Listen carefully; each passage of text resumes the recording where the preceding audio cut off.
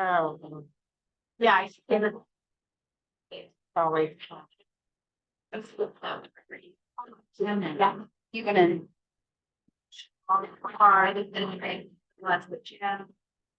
All right, we're gonna get started today. We're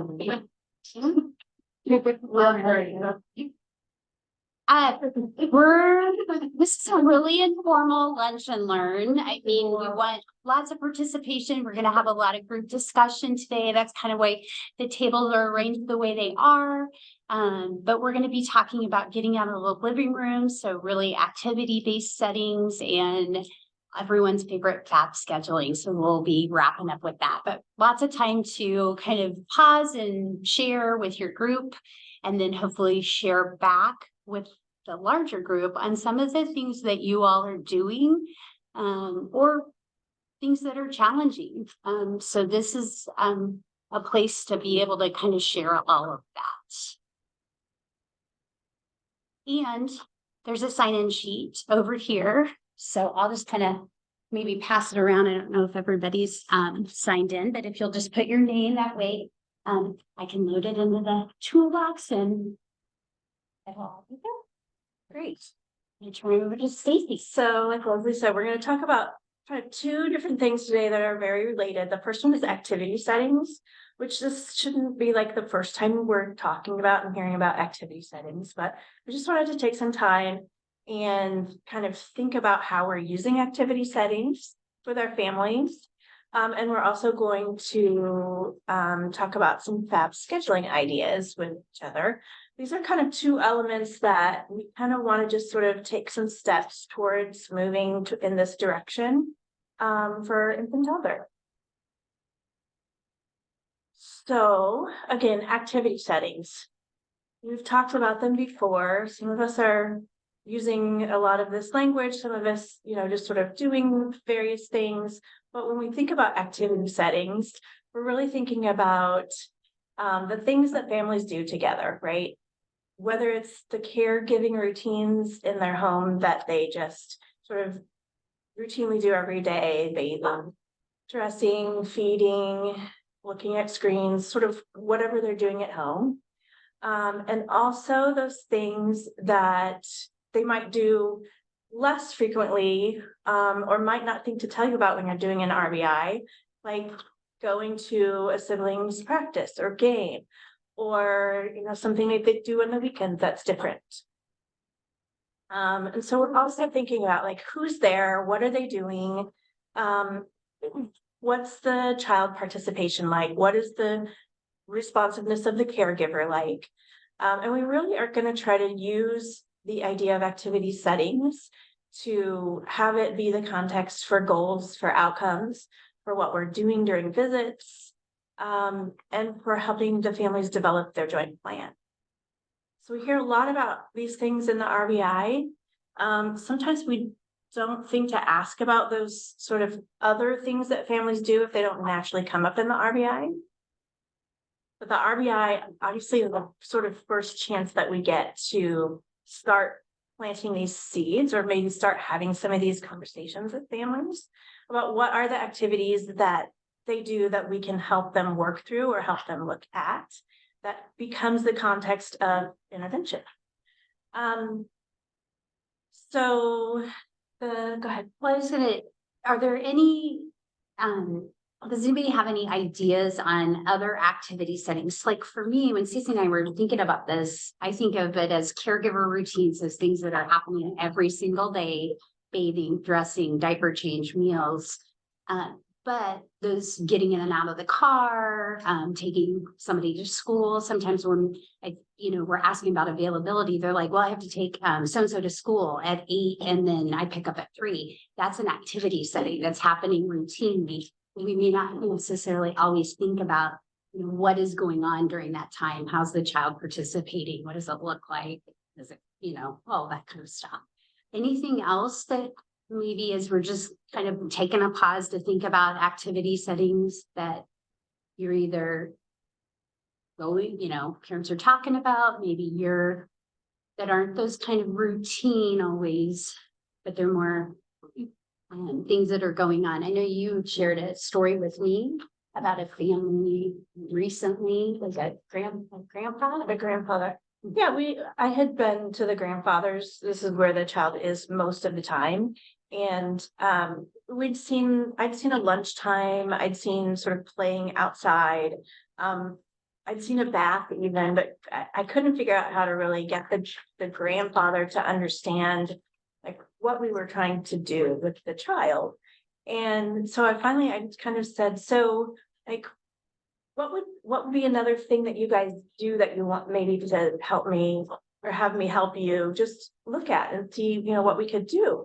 And he said, well, we spend most of our time downstairs. There's a whole apartment downstairs that we used to have for his mother when she was alive, but nobody lives there anymore. So they just hang out all day, every day down there. I didn't even know that this existed.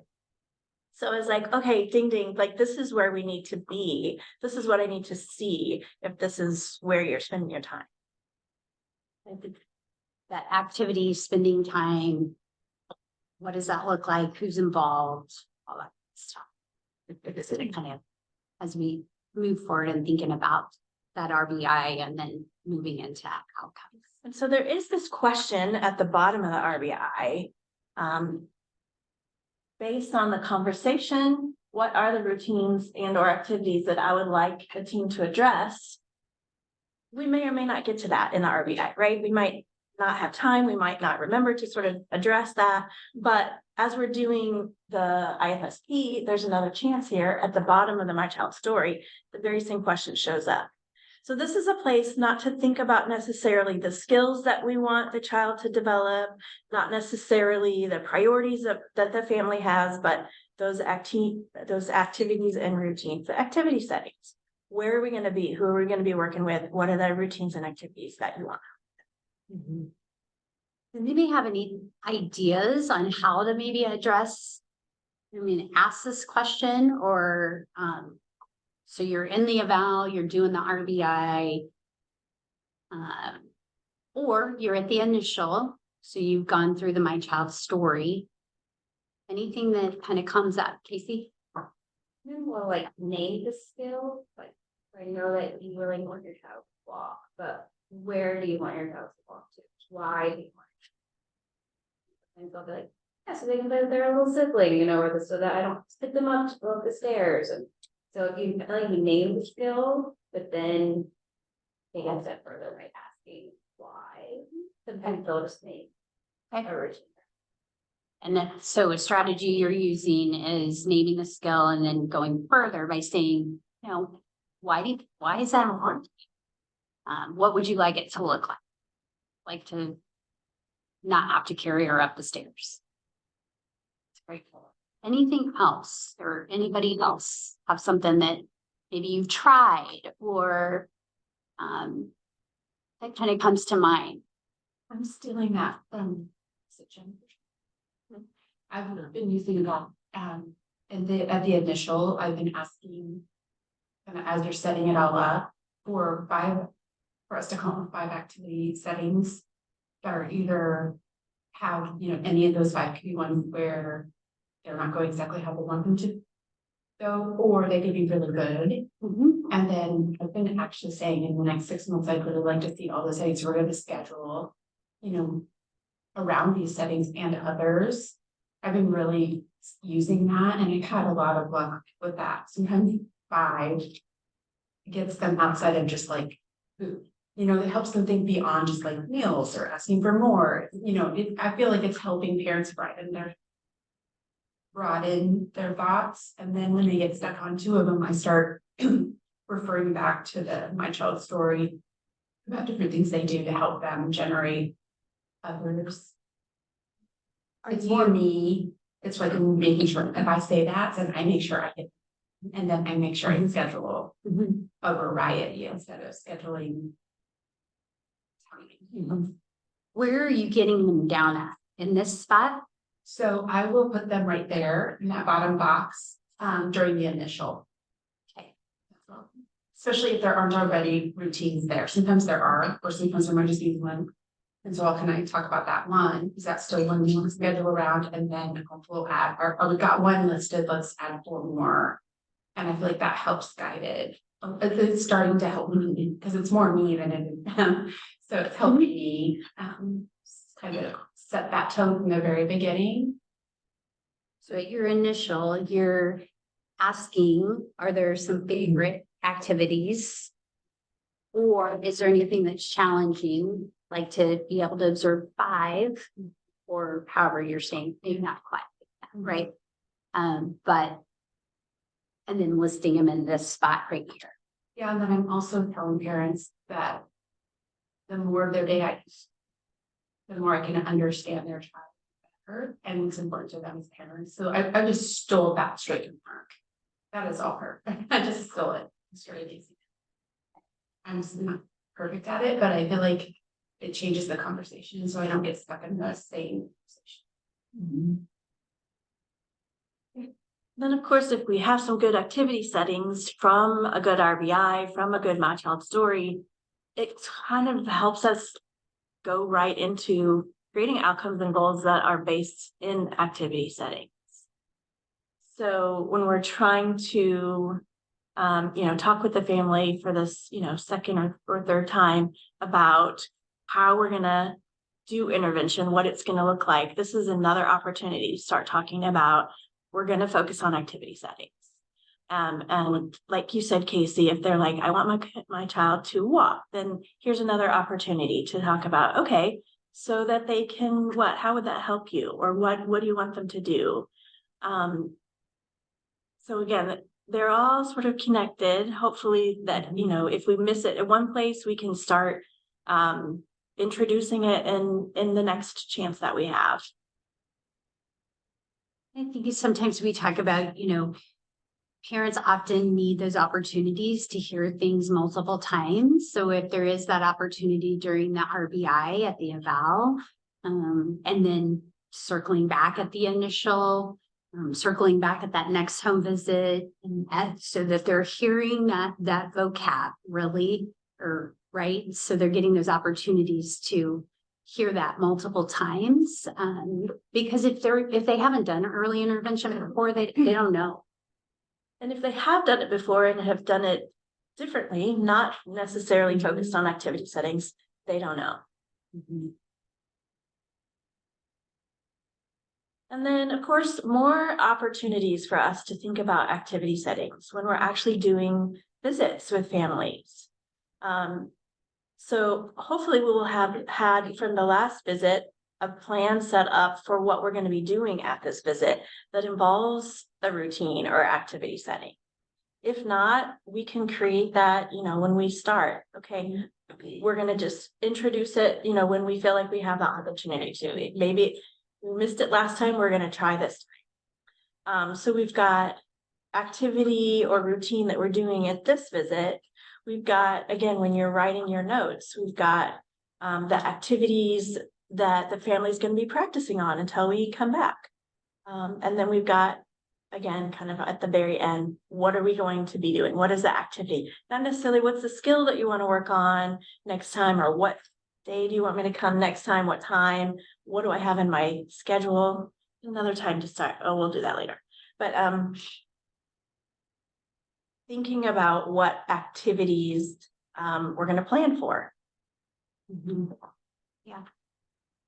I think as Stacy was we were talking about this, just there's those opportunities throughout what we're doing, whether it's an evaluation, home visit, initial IFSP, or even in your our CompuClaim documentation relay, where we can practice getting that vocabulary, us having the opportunity to practice using that vocabulary, which then as we're, interacting with each other or interacting with our families, I think sometimes I think about when you're practicing the vocabulary, it just becomes natural, more organic. I think we all have memorized the red folder, and we have a spiel or a script that we use. And I think this is developing some scripts. I don't think you're going to be able to have one script that works for all families. But pieces of scripts or different scripts to use. So just to start talking about it today in small groups, just to give you a chance to practice some of the terminology, vocabulary, thinking about it. In your tables, just with your group, for 3 or 4 minutes, we're going to have a chance to just talk about what are some of the obstacles, what are the challenges in thinking about focusing on activity settings with families. What are the challenges for families, for you? Just a chance to talk about it with your small group for 3 or 4 minutes. And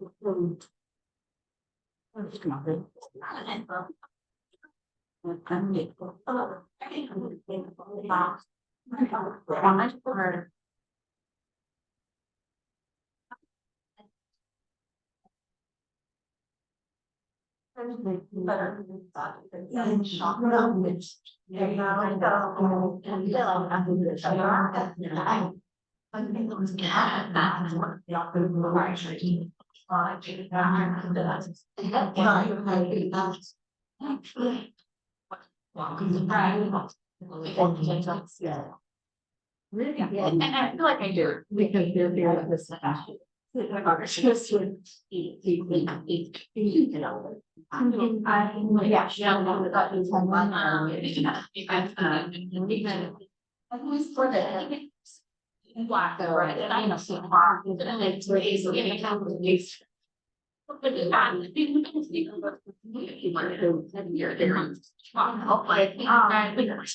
kind of even try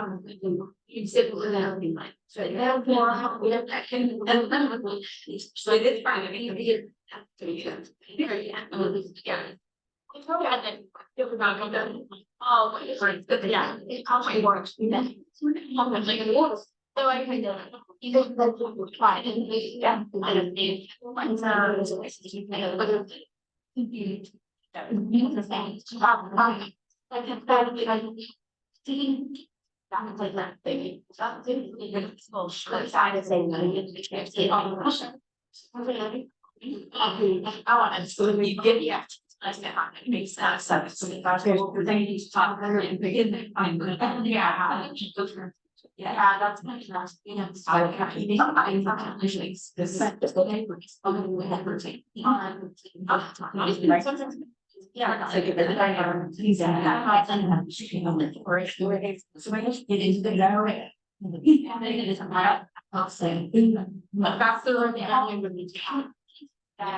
they don't want to know. And not being yeah, it's not so I have a big report of that, yeah. You know, there. Anywhere. I don't know, like, the way you're feeling about that. Because time that I can really,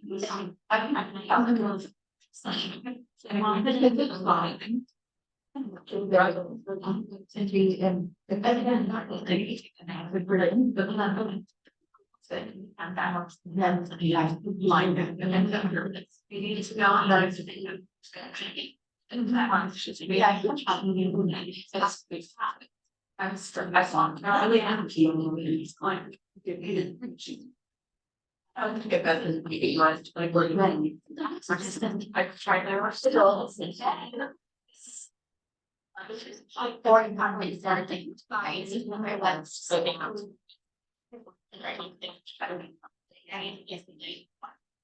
okay, I'm all that so she's sort of being with you. Yeah. I don't know. It's clearly versus finally you know, it's actually that. Makes sense. Well, that remind Ryan, that means it's all I or black well, the bond is what's there, so in this case. You start 7 grades, like all the same, yeah, it's that we're down to the same time. And that we're gonna go, they like it sound, then see.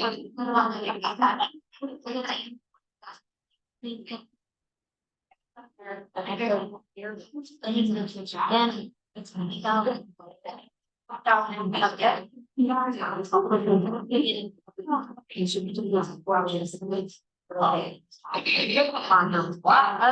we're gonna circle back.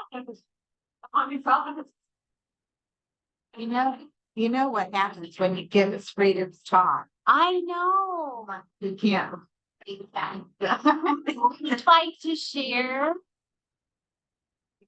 some of what your what your table's discussing. What's hard? Anybody want to share an idea that your table was talking about? Of what might be hard? Yeah. Scheduling first and last of the day visits, that's the option. Okay, and I'm gonna repeat so that anybody that watches the Lunch and Learn can hear it. That's why I'm doing that. So Lori, you're saying scheduling is tough if it's a first or a last of the day to talk about it, to get that activity. Because that's the time the family's available. What else? Overall parent understanding of why are you asking? questions? What does this have to do with speech? Casey's saying parents understanding why we might be asking these questions, especially like in her example, she's there to work on speech. Why are you asking me this? We had discussion over here about how it's much easier to start this with newer families versus ones we already have established other ways of doing things before the training, because wait a minute, why are you changing things? Yeah. So a family where you have been doing things, I say things, you've been doing therapy, right? Right. Oh, yeah. And they have a routine of what they have come to expect when you're there. And then it's maybe a little bit easier to start to set up new routines with families that are newer to our case lists.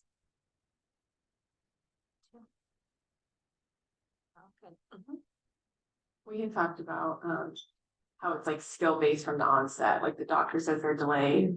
And then we talk about a 25% delay. So all the parent wants to do is like fix the deficit. So it's hard to like switch with like, let's talk about routines. So all they want to do is like fix that skill level. Erica's saying it's skill-based from the beginning. Starting with the referral, we're talking about a 25% delay. That's what parents are hearing. That's the focus. And lots of times we want it fixed. We talked about how it's easier with families that don't have all the other interventions already at the hospital or other clinics that already have that in their mindset of, you're the OT, you're going to do fine motor today, aren't you? And just how trying to help them see that we're seeing the whole child versus skill specific, like you guys were saying. So Yeah, Susie's saying in early intervention, we're focusing on the whole child versus specific skills. And if a family is receiving outside therapies, that makes it challenging because those places are focusing on very skilled. skill with a specific discipline.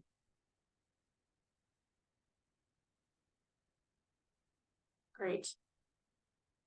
All right, we're gonna have another chance to talk at your tables. This time, the topic is going to be, what are some potential benefits? Benefits to focusing on activity settings, arranging your intervention based on activity settings. So benefits for you, potentially, and also benefits for the kids and families. So another 3 or 4 minutes.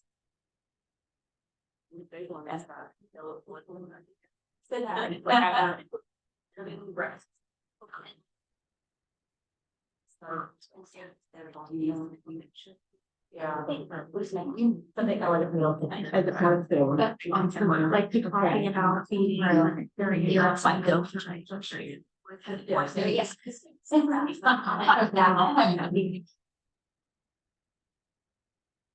Okay, usually I do that. I do, you put the students in, actually, like,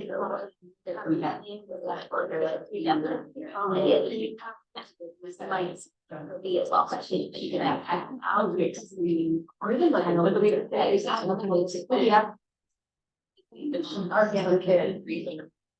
independent. I will jump in. Yeah.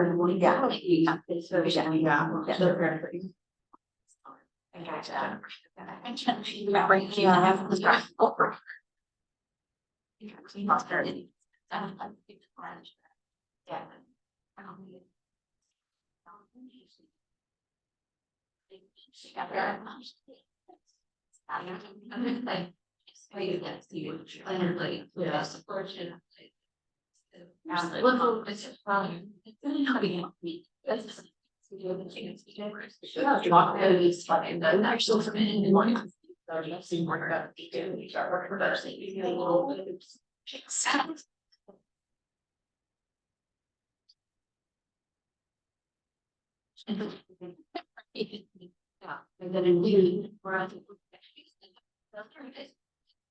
Sorry, just. I'm gonna, I get that. Oh,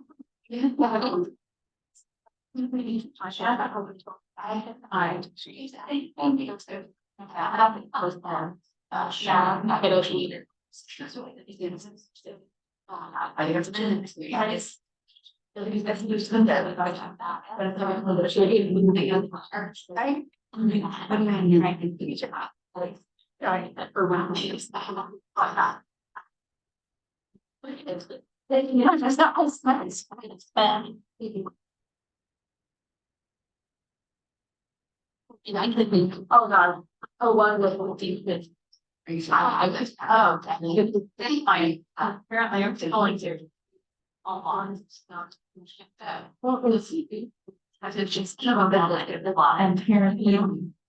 Because the point, she showed it to me partly, she was, what do you know? I'm going to get on later, what you achieve when we make. I didn't want to hang there, but I was just, she was very like that. But there is time, and I can give that information about. Yeah, getting a few more to go through that tour. Yeah, I'm there to be getting that time. I mean, that would be good with you. I'm like, it's actually inside me, that way. And, wow, it's the same. I was. And then we found right. Yeah.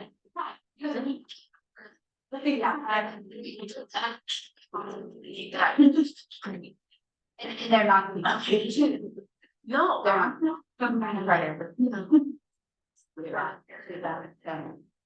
right. That means like. You guys want to go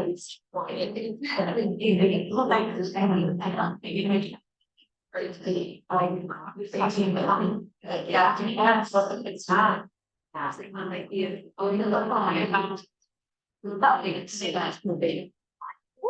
That'd be great. Okay,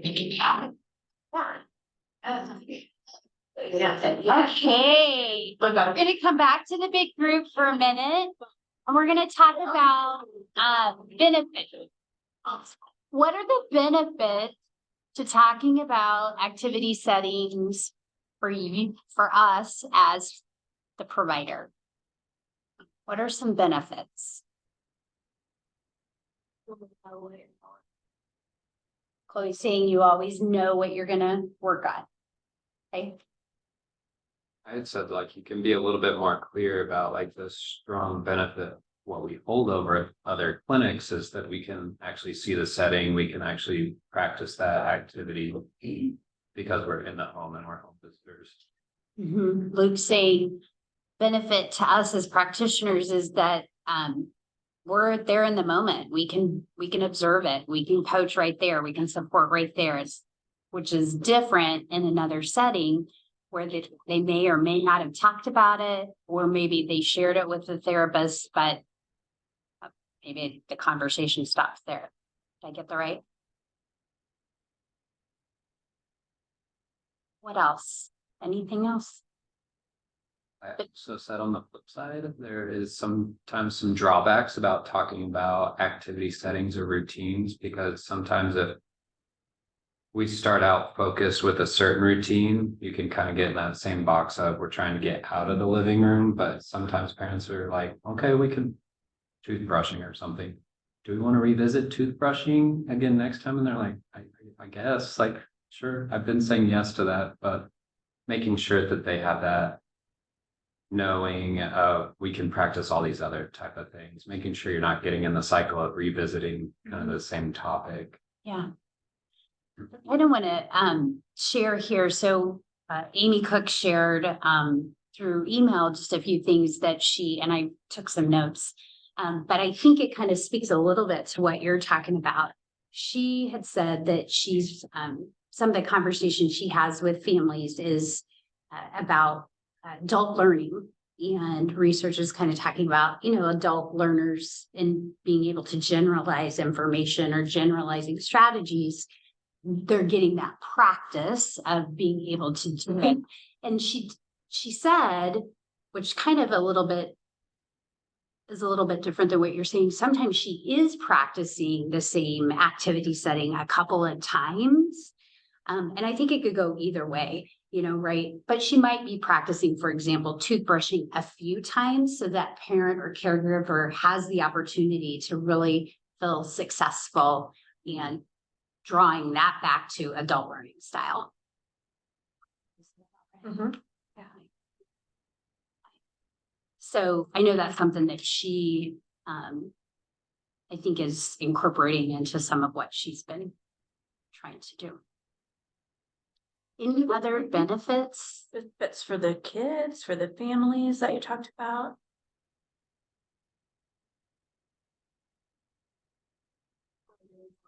Joy, so we might be more engaged, but yeah. Casey saying the kids and families are going to be more engaged because they're in, did you say joy? Mhm. So when there's that interest or enjoyment, there's longer engagement. And if we're engaged longer, there's more opportunities to practice, or that learning looks. Potentially better participation from parents and from the kids. Yeah. I think it's sometimes pretty beneficial too to maybe think about the activities that they really enjoy, as far as like building rapport with that family and highlighting the things that they're doing really well, instead of maybe directly targeting the things that are most difficult and getting off to a bad start maybe, or that parent not feeling very confident with how these new services are being implemented. Right. Luke saying focusing on what's going well is going to help parents or caregivers feel confident so that when we need to have those conversations, or maybe I don't want to say need, but we have those conversations, or we want to ask about something that's not going well.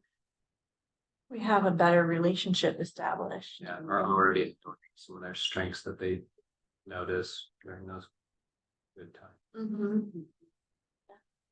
You're also supporting their routine. You're not coming in and saying, we're gonna work on this, messing up their routine. Isabel's saying supporting their routine. What they're doing, not our agenda, or saying, well, this is the routine, but you should really do it this way. Right? Because maybe that's what we do at home with our own families.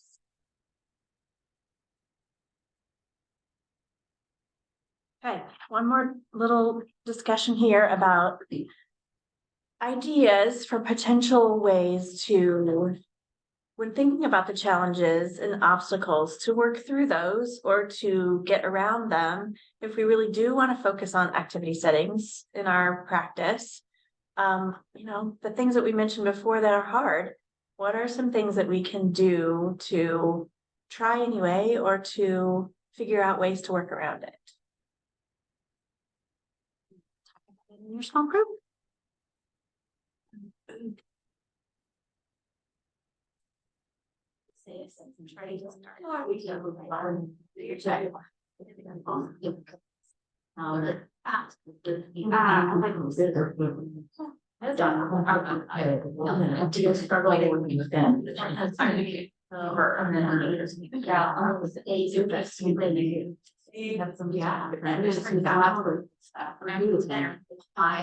Some good dresses again, that will be the way to get it. It's on the track.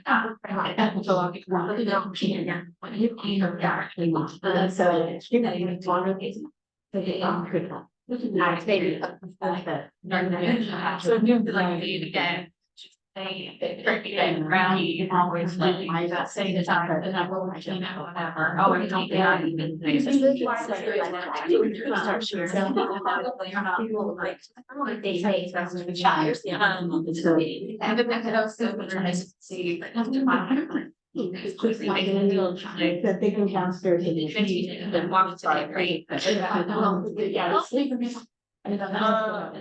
So my 30. I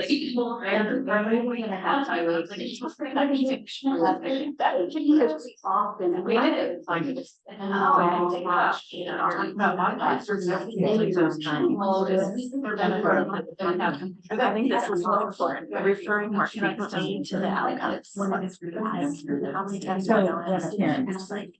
So there are some.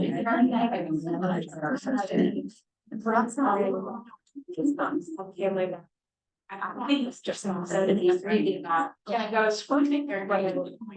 It's consistent. Also. Wasn't well, it's all better. And I was like there's no take. I was maybe letting it go. Or no, that's great. I was like, okay, I'm off to that bird. I mean, you can like fairly. That's pretty.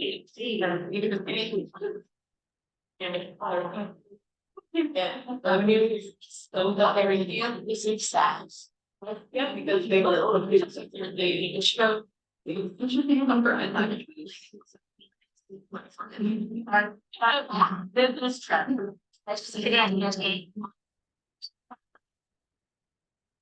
Yeah, yes. Absolutely. Yeah, they were big channels. But I know I need to be able to get into so next. Wow. Then you have to. I mean, I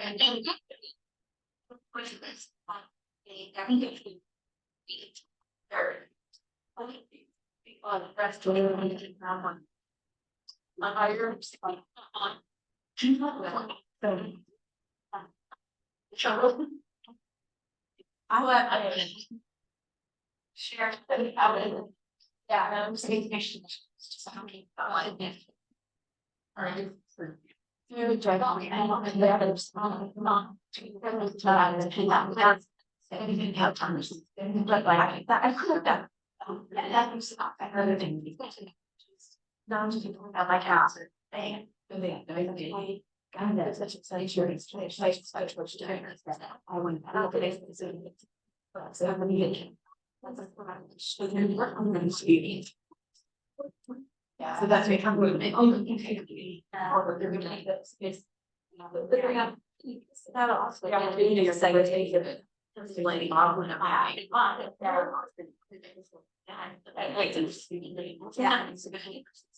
All right, we're gonna come back to the group. And love to hear about ways or strategies, right? We're working through those obstacles. Working around. What are some things maybe you tried, and it's okay if it Didn't work. You can share that too.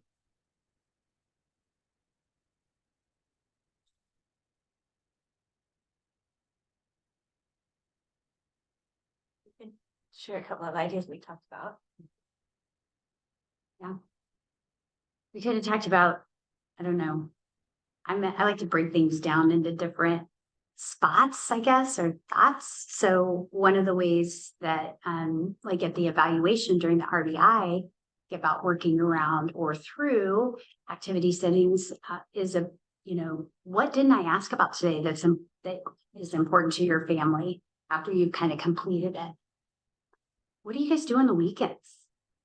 And it's been a little bit since I've had an eval, but I think we were doing it, Laura, and the family shared that every Saturday morning they go out and have pancakes.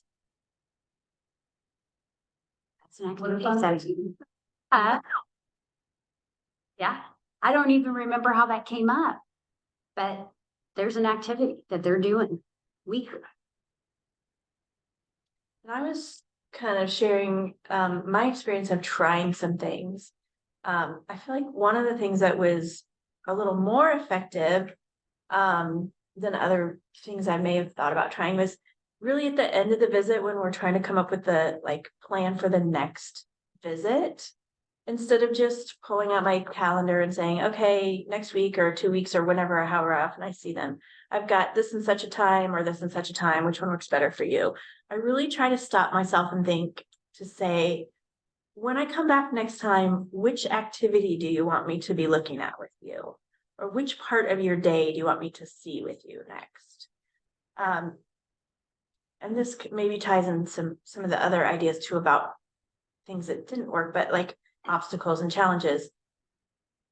A lot of times I feel like if I do that and they get sick or they, have to cancel for some reason, or I do, then I never remember to go back and say, oh, we're going to do this activity. It's just like, I want to get them in as quick as I can. So my very next available, that's the next thing that we do. And so that activity is lost.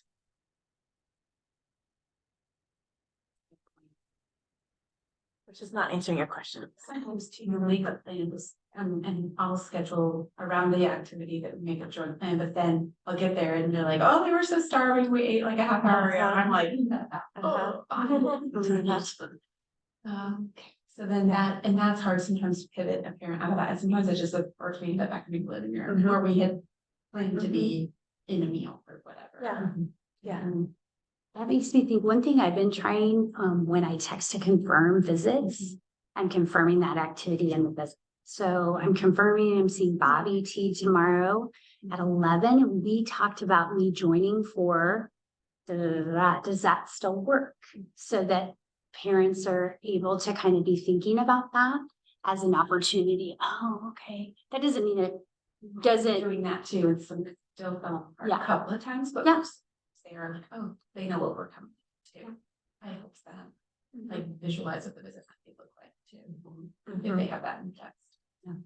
Doesn't mean it's always gonna, because things happen, life happens. But that might be another opportunity to kind of revisit it with them.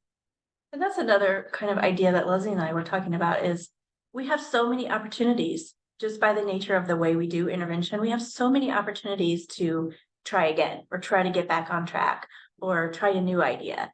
It's a lot of times it's not going to work great. And you just realize you get another chance to try again. I like to always blame it on, say, when I'm trying to change it. I went to this workshop. That was really cool. I want to try, can we try? I did. It's today. Could be TV. They don't. And I've been kind of thinking about if I get stuck, because as I've been doing visits, I'll say, what do you think? I'll use an open-ended question. But if you're getting stuck, move on. The most important thing is that you're there in the moment with the family. And like Stacy was saying, we all know we get another opportunity to practice. Just move on. Speaking of moving on, the other thing we want to talk about today, FAB scheduling. Woohoo!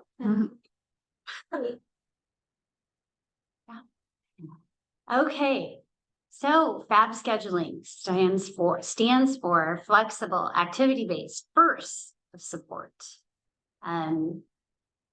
What we'll talk about a little bit what it could look like. Stacy's got a great example of what it could look like in here, and what it may not be, and why it's hard, but why it might be, what are the benefits. So kind of the same themes. We're going to have some table discussion about that. But really looking at the things that are on the PowerPoint of who's involved in that activity, what does the participation look like, what does the independence look like, what are the relationships in that activity look like, and leading to that scheduling piece. On your tables, you have a couple of these same actual handouts that talk about it a little bit more. But we really want to think about FAB scheduling as when are the caregivers, I'm going to say, meeting us there? When should we be coming back to support them? And where? And that really can drive I'm going to use the word frequency, right? That burst of support, how frequently you're coming. So I think about, as we were kind of talking about this, we have some kiddos, who have a hard time transitioning to daycare. Maybe it's new. So they're crying, drop-offs are hard. That burst of support for that child is going to maybe look different than, another activity setting, because that child and that family are needing that burst of support a little more frequently. Jen James refers to it as chunking. She chunking visits or those bursts of support. Any thoughts on that right now? So when you're thinking about FAB scheduling and that scheduling piece, which is that kind of two-part joint plan, what is the caregiver needing, or what would they like for you to support? And kind of talking with them, having that transparent conversation. If you're going to that, let's say you're going that your next visit is that activity setting. Was this, what was helpful about today? What did you notice? What would you like for it to look like? And that'll kind of give you that idea of maybe that's another opportunity to come. When else when else do you do this activity? So, oh, well, this is happening every day. I'm going to use the daycare example, right? So there's lots of opportunities to practice. And that doesn't mean that you're going to be going every single day, but you're supporting the parent and then giving an opportunity to practice, for example, and then supporting the parent. So there's that chunking piece. I think this is one of the things that to me feels the most different. I'm very used to just doing I like to start out weekly just to kind of get started. And then once everybody's kind of practicing the strategies, we want to get a little more time in between the visits.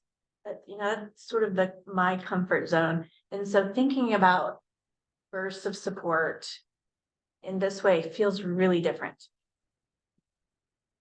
How do we reconcile this, when we're doing the initial or a review as far as how many visits for the 6? We really don't know. That's a great question. Mm-hmm. Or even the time in each visit, if you're doing short bursts. Mm-hmm. And does it need to be 60 minutes? Right. I think the way we have been doing things. When that happens, I just document. Mm-hmm. Yeah. I mean, I just put that, I might just say, daycare drop-off was the activity setting and it lasted 30 minutes and I'm meeting the family again in order to provide the 60 minutes of service. I don't know. I make it up as I go along, but so I don't know if that's right. Well, I think number one, we want to document, right? And Right, we're gonna do it. you're going to document. But if you're noticing maybe, as I've been a part of a few team meetings, I know at West Team, there, those conversations about social emotional development. I know there's been a few welcomes about that. So that burst of support might look a little different for a kiddo who has maybe that social anxiety. Being there an hour for example, might be really hard for the caregiver or the parent. So that burst of support might look different. And the IFSP is a fluid document. You know, if you're going to change services, you need to do an IFSP review, but it's a fluid document. It can be changed at any time. And those are conversations you can have with the caregiver or parent, right? You know, I noticed, you know, we had talked about, you know, over the last several weeks, I've been coming a couple of times a week or, you know, whatever it is. You know, we've been meeting for about 30 minutes. What are your thoughts on that as we are figuring out ways for Bobby to, you know, feel more comfortable at drop-offs or whatever is going on? You might do an IFSP review to change that a little bit, reflect that. Maybe you put down, for example, I don't know, an hour, I'm going to say 60 minutes on the IFSP, but you're at daycare. And I feel like we talked about this a little bit at cohort. It's not that 60 minutes. So you're going to go back and do an IFSP review to change it and reflect what you are doing, what those services look like. So how long do you let that go before you need to go in and change the IFSP? I mean, if it's 3 or 4 times, I know. I mean, I'm just really, if it's becoming I would say I'm going to use the word, you know, that burst of support. Maybe I might use the word, that's kind of what the pattern is. I would change it if you're recognizing it fairly quickly. I also don't think there's probably this like, it's kind of a black and white. It's more of a gray.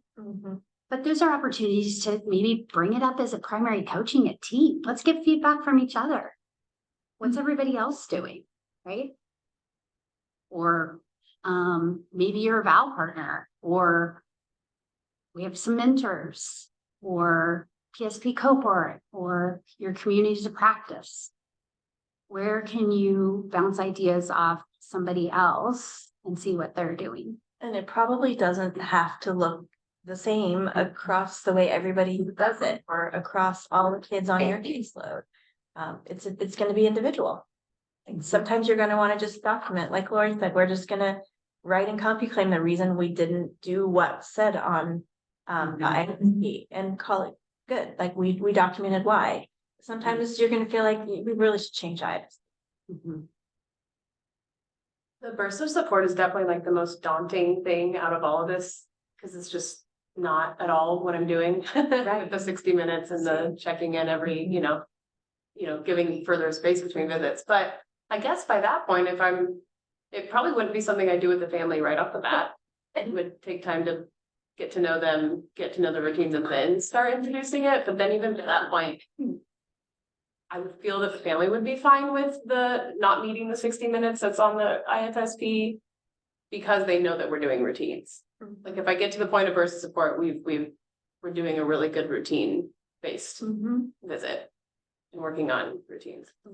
I don't know. That's my theory. I hope it's right because I haven't tried it, but I don't know. Try it. How it depends on the kid, because if you have like complex kids who might be spectruming or having multiple things, and that's the kid on your caseload and you're in your initial visits, like I'm offering bursts early for those kids because the parent's drowning or it's dangerous or, you know, whatever we hear about from the family, then I'm trying to offer more frequent, using something new.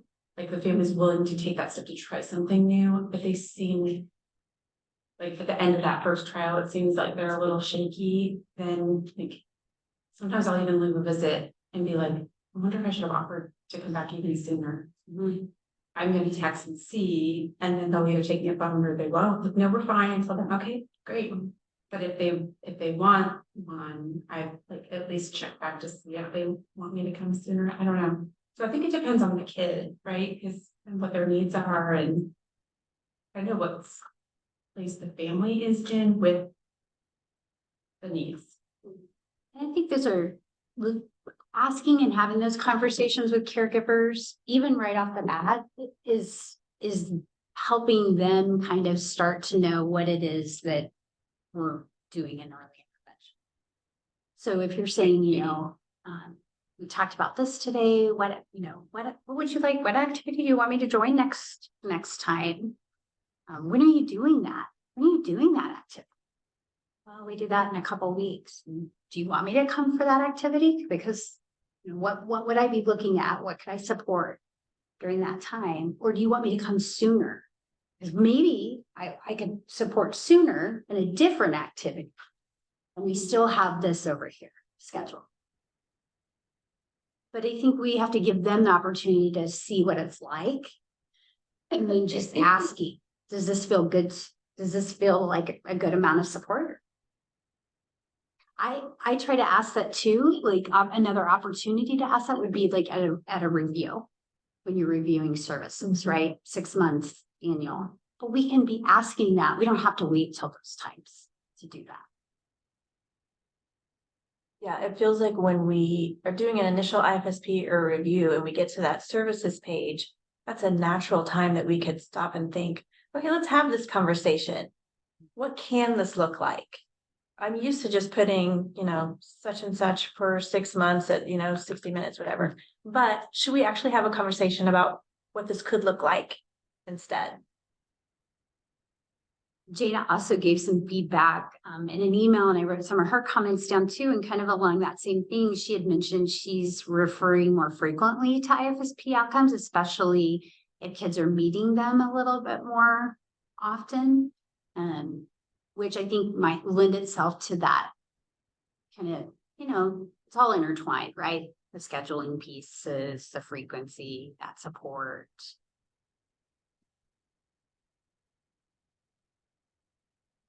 So this is my blocked schedule. This one's actually not yours. I found Oh, a different one. Oh, Mine was good. cited. It's not mine. It's someone else's. I don't know. This is kind of that blocked scheduling time. So what gets in the way? What makes it hard to do FAB scheduling, that flexible activity-based versus support, block scheduling, things that are there and have to be there, team meetings, right? Evals. Sometimes those communities of practice. What are some other things that are maybe make it, I'm going to say, more of a busy or blocked schedule? Those are the things that I can come up with. What else might be? Lunch and learns. Oh yeah, lunch and learn. Yes, cohorts, training modules. Yep. Lots of training. Training. Trainings in general, right? Yeah, there's a lot to work on. A lot of stuff to work around that makes it hard to do. Hearing screenings, maybe stuff like that. FAB scheduling. So this would be an example of like, it's hard. So, I have, what is that, 1 o'clock on the 6th open, not whoever scheduled this is, but if you're with a family, I could come on Wednesday the 6th at 1. How's that sound? Sure, great. Sure. Sounds, they're like, great. Yeah, they might be sleeping, but sure, come anyway. Here's more of a, I mean, something that might look more like flexible bursts, might lend itself to flexible bursts of support.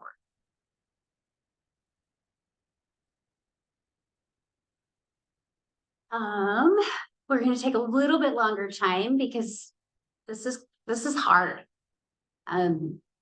What are some obstacles we face as practitioners when we think about FAB scheduling? And it could be with families, but maybe we have some other outside commitments, right?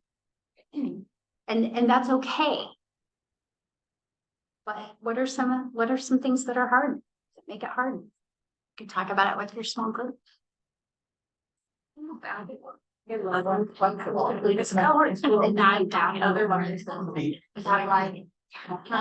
Maybe in here.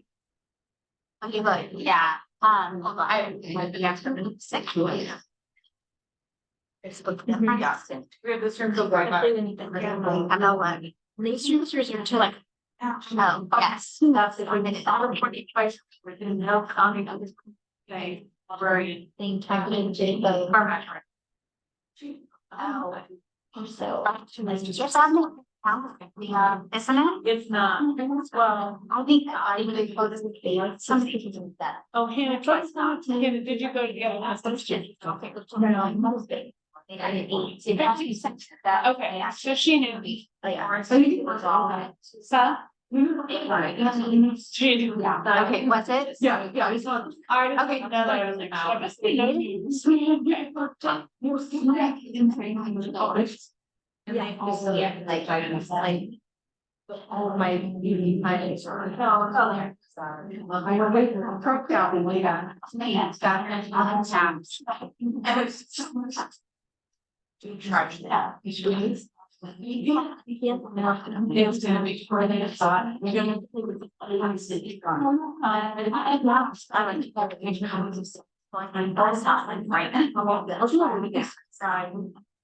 Huge wedding. Yeah. And then he sent it out. So we could begin. And you could. Right, the first. I'll go back right.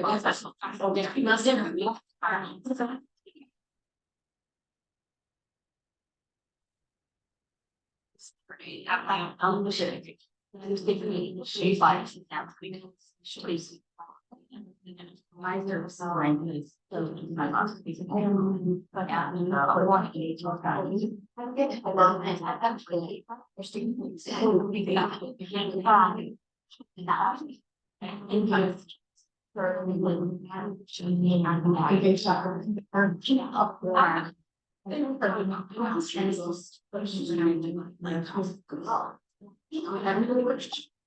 That one. I haven't seen that.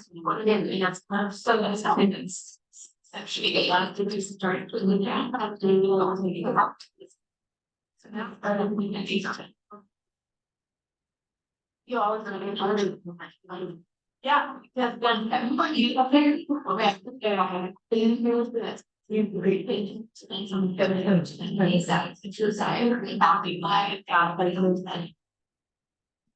I'm gonna like say, I can review that. You said, yeah, I'm not sure to say that like that. Not fascinating. Yeah, I think that's fine. Are you first standard or?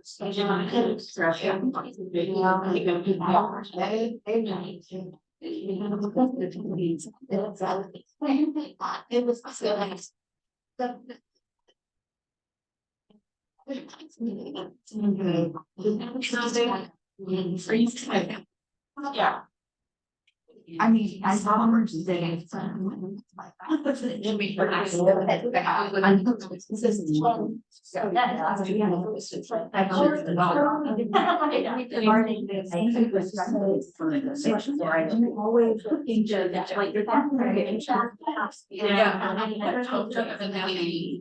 Always.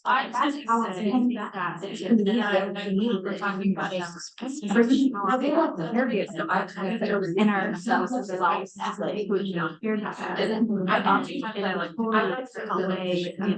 Several times in a row, so like, you know, and have you. And you're telling each other.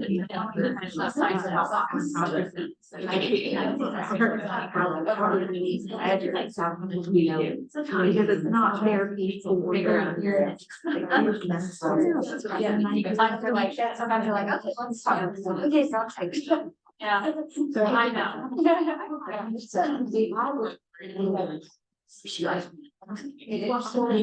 Right, exactly, yeah.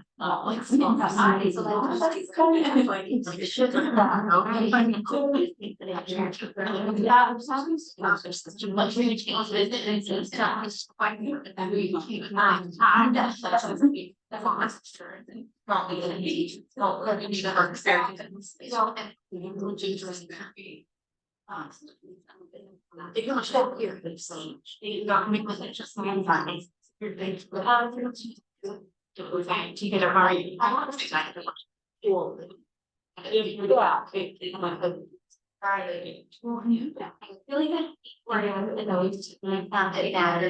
I tell you now. They don't.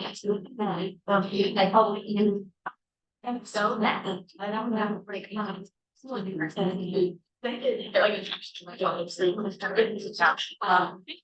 asked them.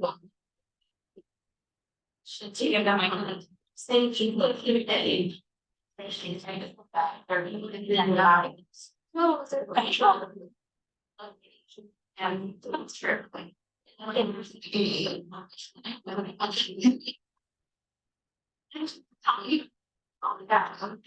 Either to our apples to time also. And then I'm sitting and so it's twice a week, so probably shorter time because. All right, let's come back to the group. What are some obstacles that make it hard to try fast schedule? What was your question? What are some obstacles we face that make it hard to try fast scheduling? Time. Say more about that. I just like you have to have somebody need you before daycare and after daycare. Like that doesn't, everybody wants you for breakfast because then you get several routines. You get dressing, you get breakfast, and you get transition to daycare. Well, there's only 5 of those days a week and probably not because we all have an evaluate. So you know what I mean? It's like, So there's only so many opportunities to do certain activities in a week. And if you want to do frequent visits with families, that it takes away from somebody else. right. And then they're ending up waiting longer than you would like them to have to wait. Yeah, kind of building on that, I was saying, like if you do a burst of service, are you kind of neglecting your other families or not scheduling as often as they would like because you're focused on your bursts? Burst kids. I was saying that Go ahead. if focusing on the burst kid are we neglecting the other families? Yeah. Friday at 1:15. Like, Deirdre, were you? Kids that need to be seen more frequently. I feel like if I don't schedule several visits, then I won't be able to see them that frequently because my schedule. So I feel like I have to put several in at the same time. So you schedule several appointments and visits with the families, no matter like what that you're going to fill in at that time, you just save those times for Because them. otherwise I won't be able to do that first. so you're putting in the bursts I do that too. ahead. Because otherwise I won't be able, so I schedule. It'll feel like a Schedule just to be can't do it. With no routine. No plain routine, yeah. So first, no routine. So like I have a kiddo that I was talking about, a daycare kid. So I have a little boy who was escaping and climbing the cabinets and all really unsafe things. And so I was going more frequently and I was going at the hardest times of the day for the daycare provider. And so I was going twice a week, but then I had to schedule that because then that's full. So that's when he needs that burst of service. But yeah, then that time's gone and then I'm not doing a flex, then that's not a fast schedule either. But It kind of goes back to what Chloe was saying. yeah, I mean, it's, And in reality, we're never going to hopefully have, we're never going to have that, obviously. It's, maybe it's going to be some combination of the two of these.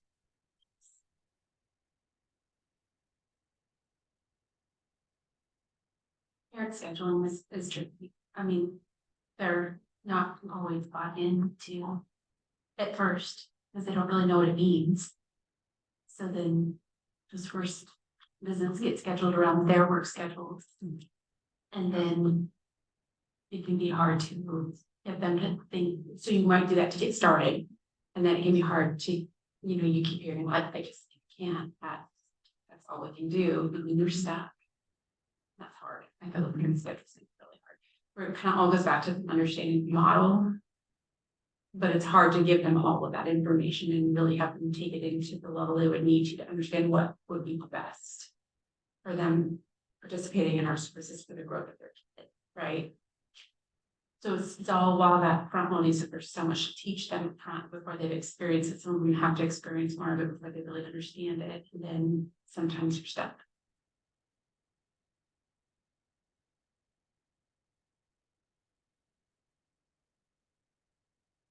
Anything else that's an obstacle we face? I have a couple of families where they really want the dads to be like both parents want to be present. And the dad has the flexibility, but he only had, like, he has a day and a half off a week, or so he knows his schedule ahead of time. And it's hard to not, their intentions are great, like they want them to be present. So I find myself getting stuck scheduling those families ahead of time, which again is not the true fab scheduling, but trying to put those slots on there so that both parents are able to be present. So Laura's saying when there's multiple caregivers, we use the example of a dad who, when we want both parents to be able to be there or caregivers to be there, but one caregiver's flexibility is really down to one day. We might get stuck scheduling that one day.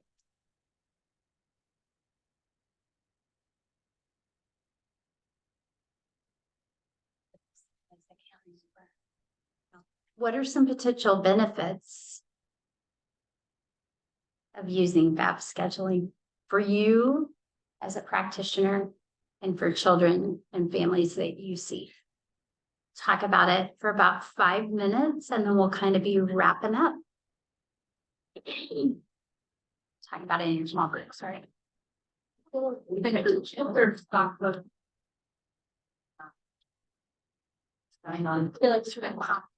Yeah. It's totally different. Yeah, like it feels with the. And it's very, It's just in. yeah. Like.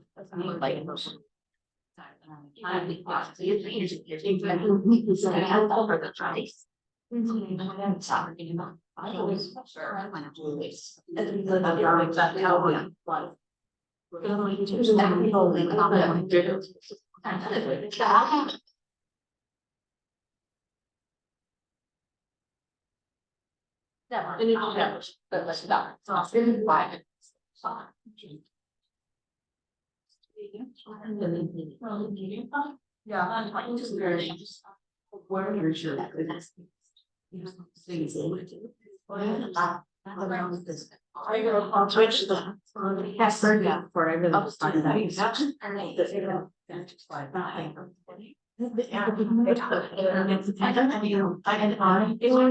I think that's exactly, you know.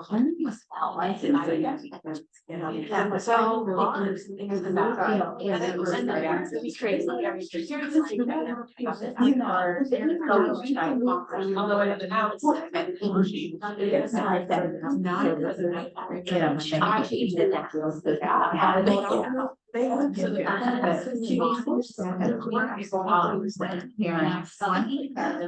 are some? I just stopped. And then I don't know, it was like, I wish they do. Never going to machine. Where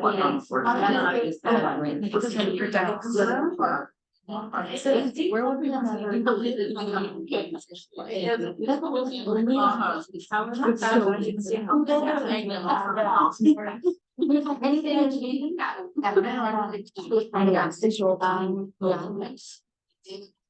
so you have to do that.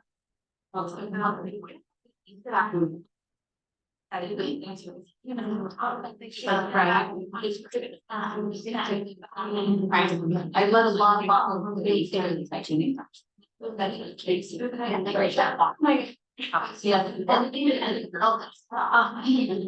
I walk by the I started seeing her there. So that was very even when we say and now some of the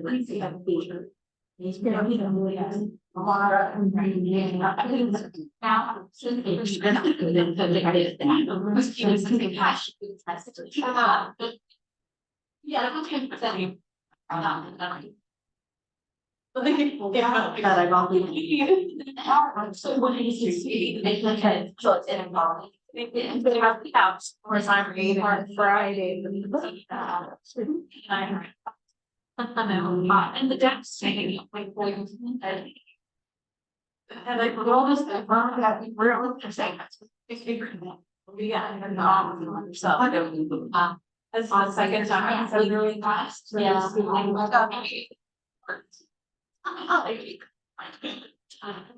She don't get it. Right now.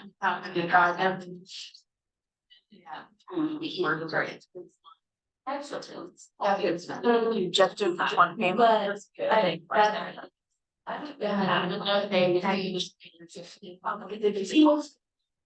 Yeah. Yeah, I know. You know, it's like, yeah. So that is. Yeah. So. And then it's true. Yeah. This one. Yeah. You know, it's that. That he didn't, so she to get the words to me. All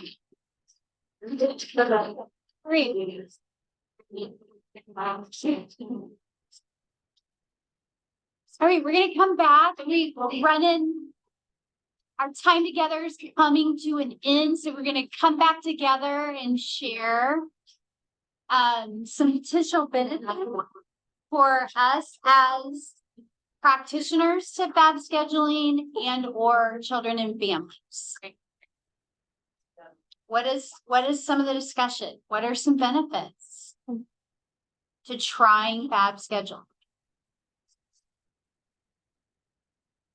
I'm sorry, we did not hear that question. We didn't hear the discussion started. I apologize. Oh, that's okay. We're just sharing whatever you talked about at your small group about what might be some potential benefits of trying some of these ideas. Or nothing. You're not gonna try it. It's too big and too much, and too hard.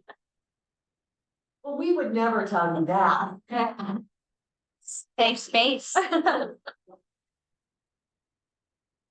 And I think if it's successful, like we're gonna get a lot of buy-in, but it's successful. But if it is, then they're like, oh, I get it. It feels really very, very different to me. Like this would be a huge shift in the way I do things. I'm probably not the only one. Well,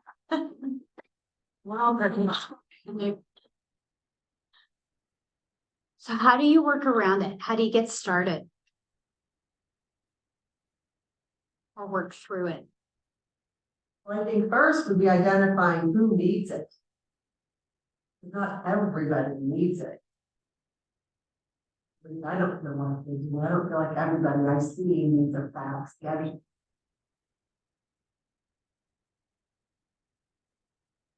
how would you think about who needs it and who doesn't? Those that are struggling, but they're having pieces that really need more than if I was doing the traditional, would you like me to come back and then maybe would have to be a week or two? Because if I'm empowering caregivers to bring strategies and do them, if I needed to see everybody with a FAB schedule, I would question if I'm doing my job well. I don't see everybody as having things they really struggle with. So one thing I would think, I totally hear all that, thinking about as that flexible piece, and that might go along with when families are having those challenges that and families that aren't, there's that flexible piece in that FAB schedule. So maybe you're talking about doing FAB scheduling with all the families, but some of the families are not in the burst of service stage or needing that. Some of the families are in, we're just kind of going along doing some things that we know how to do and things are okay. You know, there's families and they'll go, okay, this is going well. Let's wait a while, because if I have more time between, I'm finding that there's more progress. So I would feel like I'm disrespecting them if I say, well, but here's what we're being told we need to do. You know, because I don't see them as meeting it. And I realize we're doing wrong. But I see the progress too, when they have that chunk of time, because they're really focused on it. So. Well, it sounds like it's hard. Piece of trying to respect the family and what they're seeing and what I'm also seeing. And I think that goes back to having those conversations, Teresa, and like just. Sounds like, you know, you shared with me today, Bobby's doing da da da da. It sounds like this routine's going well and this activity, you shared lots of great things. How are you feeling about the level of support that you're receiving from me? You know, great. So I think you can have those conversations. You're just having them in the moment And to maybe, support some of what you're saying, Yeah. which is there's this flexibility. There's families that need that burst of support and some that are like, we're pretty good. This is going great, right? We were kind of talking about to start with, it's like looking at families that have a lot of flexibility. Maybe starting with that session and then working towards your ones a little more tricky, have less flexibility, more outside their parents for it. So Deirdre's saying starting some fab scheduling with families that have more flexibility. in their schedules. Yeah. Mhm. It's a lot easier. Yeah, kind of the low hanging fruit, like what can we grab the easiest? Yeah.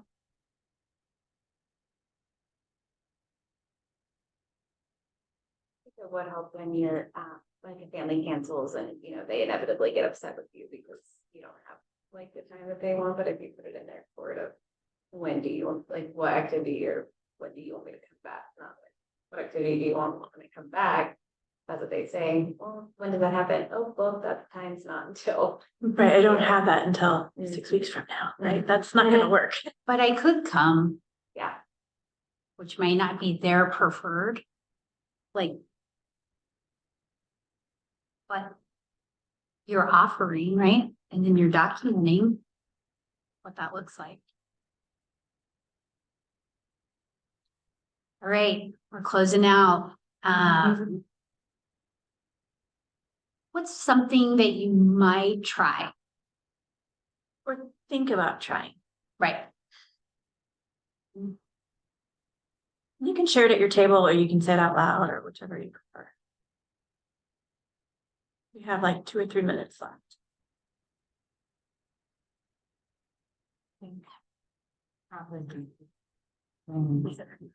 One.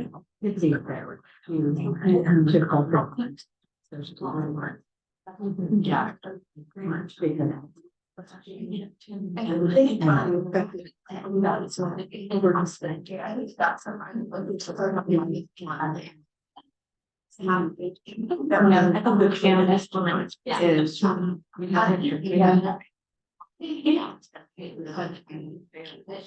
I tried to be whatever it is. I need to Oh, you like, yeah. They do. Is anybody else? I'm learning to picture. What's life? We're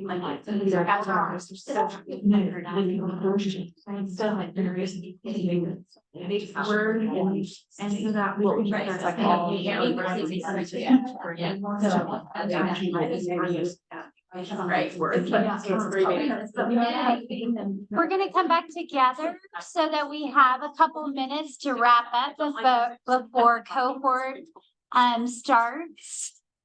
Does anybody have a strategy, something they thought about, something they're thinking they might try moving forward or are trying, or like, gosh, I'm gonna maybe try that. I guess I said the same thing 20 times, but whatever. Anybody feel like they might, Nicole? I just love having the ask. I think. Like I feel like sometimes all those other obstacles come to the forefront, but that's the first thing, and then that too. Starting with that, I think. Okay. Well, kind of got the rest, maybe whatever. Nicole's saying she's gonna start with the activity and kind of see where it goes. Maybe some of those other things that are hard might be less hard or not. But where does it go?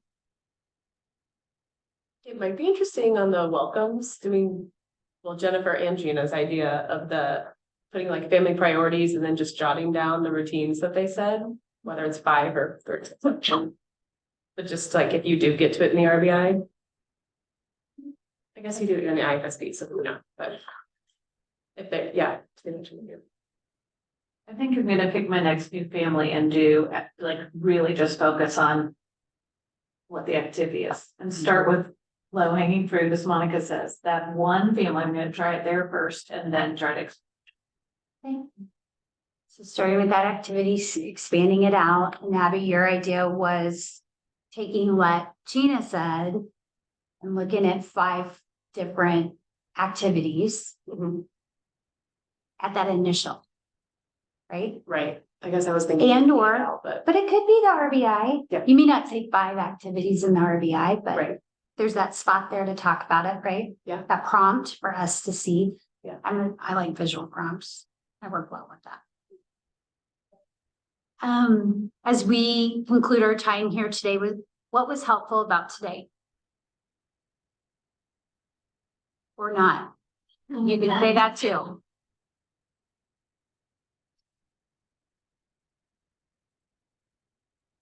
That was good. Oh, just to know that I'm not the only one that thinks it's hard. Yeah. Bethany's saying For sure. he's not alone. It's hard. Everybody in this room is shaking their head. Yes, it's hard. Where do we want to go next with this? Here I am asking a yes, no. So I might get a lot of shaking their head no, right? Would it be helpful to revisit this same conversation in a few months? I'll keep us accountable. Yeah. Just like we do with families. Okay, so if you're thinking about trying something, or maybe you don't know today, but maybe you've tried something, if we revisit this kind of same lunch and learn-ish. Is there anything else that you can think of that would be maybe helpful? Between, now and the next time we have it, try to do another lunch and learn, or any other kind of thing that we could think about doing to support each other?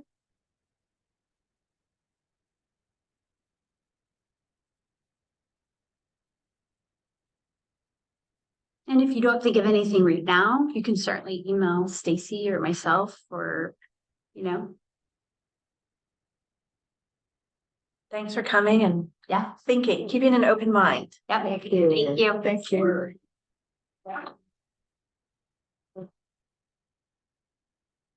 You need to.